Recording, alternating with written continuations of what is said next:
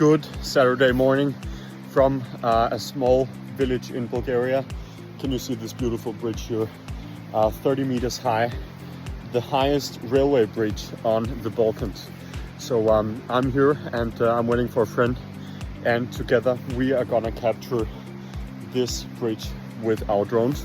We're gonna create a 3D model in order to check out the quality and the state of the bridge. So let's get started. Impressive structure.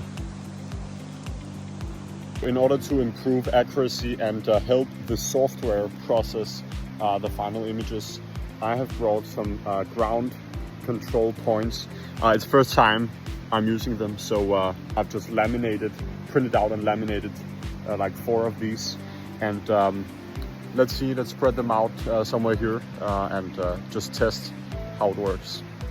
Okay, so now I'm just gonna try to lay these ground control points here under the bridge, for example, like this, and I hope that helps. Guys, please give me some advice if I'm not on the right track with these ground control points, okay?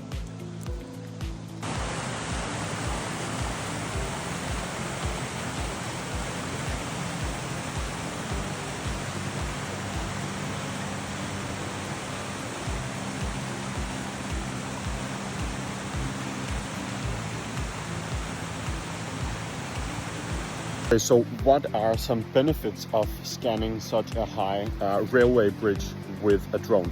So first, accessibility, because you can see right below the train tracks, high under the bridge, you can see that it's quite hard to reach physically, okay?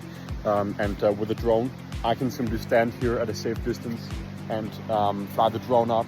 The drone can take several high quality images, and in that way we can check out and do a short inspection of these highly accessible areas.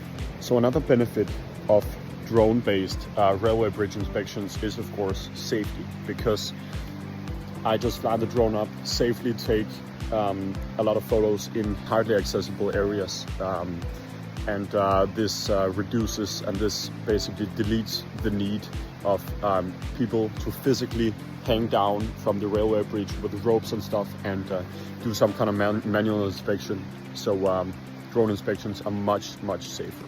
Traditional railway inspections often require coordination with rail authorities, railway closures even, which disrupts, of course, traffic, or at least slows it drastically down. And with drone inspections, in contrast, we don't need to block any of the rail traffic, okay? We just stand down here, do all the work autonomously without anyone needing to block the traffic or something. Yeah, so that's a clear benefit.